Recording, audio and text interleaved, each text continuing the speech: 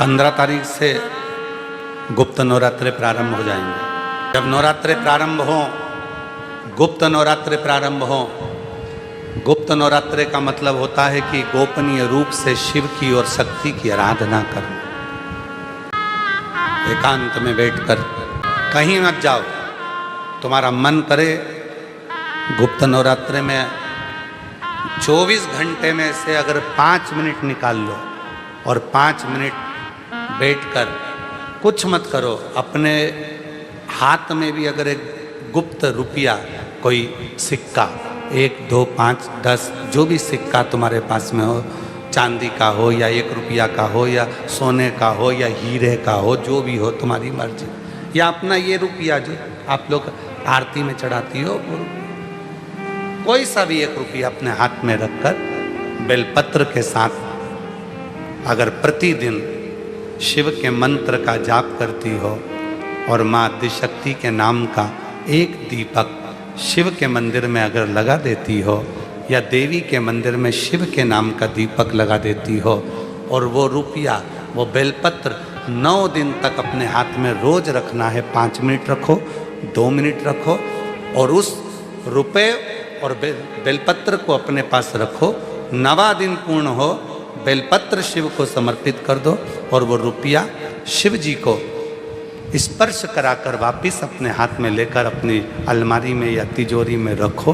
वो गोपनीय गुप्त नवरात्रे आपकी जीवन में ऐसी संपदा देता है कि जीवन में वैभव की कमी नहीं। गुप्त नवरात्रे ये नहीं कर सकते तो थोड़े से अनार का रस या अनार के दाने, थोड़े से 2-4 दाने प्रतिदिन अनार के दाने 2-4 अपनी माता रानी के, शिव के स्मरण में, अपना घर का जो मंदिर हो जिसमें भगवान बैठे हों, तुम्हारे घर के मंदिर में जो भी भगवान बैठे हैं, अगर 9 दिन तक लगातार अनार के 2-4 दाने का भी आप रोज माता रानी को अगर भोग लगाती हो और उस अनार के दाने का या शिव को भोग लगाते हो, उस अनार के दाने का घर के जितने सदस्य हैं 1-1 दाना अनार का सब खा लें। शरीर में रोग कैसा भी हो वो रोग समाप्त होकर ही रहता है। केवल 4 नवरात्रे होते हैं, 2 गुप्त होते हैं, एक चैत्र का होता है, एक शरदी होता है। केवल 4 नवरात्रे ऐसे होते हैं जिन नवरात्रे में शिव जी के मंदिर में अगर दीपक भी लगाया जाता है तो लंबी बत्ती का लगाया जाता है। बाकी के समय में शिव के मंदिर में गोल बत्ती का दीपक लगता। क्यों? कहते हैं 64 योगनियां। आपको पहले भी कहा था, आज फिर अच्छे से समझ लीजिए। ये शिवलिंग है, ये जलाधारी है, ये पानी बहता है, बीच में अशोक सुंदरी है, राइट में गणेश जी हैं, लेफ्ट में कार्तिकेय हैं।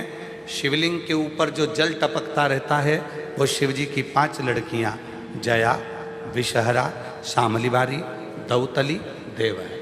ये पीठिका पार्वती जी का हस्तकमल, ये पीठिका पार्वती जी का हस्तकमल। इस पीठिका के नीचे जितना मोटा भाग रहता है, शिवलिंग जहाँ रखा है उस पीठिका का जितना मोटा भाग, जहाँ से पानी नीचे गिरता है, जितना मोटा भाग होता है, इतने पूरे मोटे भाग में माँ आदिशक्ति के 64 योगनियाँ यहाँ पर विराजमान होती हैं। जब हम जल समर्पित कर कर लंबी बत्ती का दीपक नवरात्रे में लगाते हैं तो जो 64 योगनियों की जो शक्ति है, 64 योगनियों का जो फल है, देवी की आराधना और साधना का जो फल है, भले हमने व्रत करा नहीं करा, भले हमने पूजन करी नहीं करी, भले हम नवरात्रे में कोई व्रत साधना तप नहीं कर पाए, कोई बात नहीं, पर जिसने शिव को जल चढ़ाया, ये जल बहकर यहाँ से निकलेगा,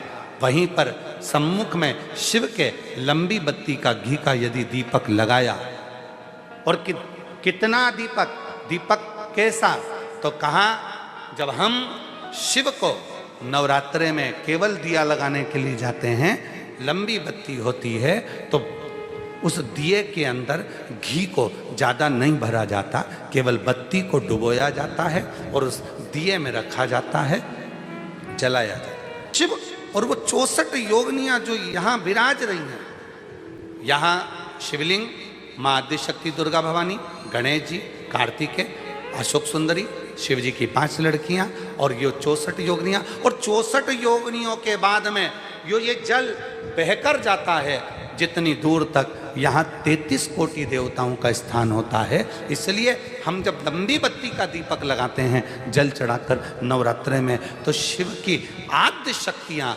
हमको सुख प्रदान करना प्रारंभ कर देती हैं और हमारे भंडार में कोई कमी नहीं। आपकी अर्धांगिनी के 52 टुकड़े कर दिए गए, शक्तिपीठ का निर्माण हो गया। भगवान विष्णु चाहते तो टुकड़े करने की जरूरत ही नहीं पड़ती, सती मैया को ओझल कर देते, सती माता का शव ही नहीं दिखता, तो शिव को क्रोध ही नहीं आता, तांडव नहीं रचते और शव चले जाता। फिर टुकड़े क्यों करें? जैसे भगवान श्री राम जी महाराज ने अपनी पूरी लीला करी और अपने शरीर को त्यागा, तो वो शरीर राम जी का कभी मिला नहीं।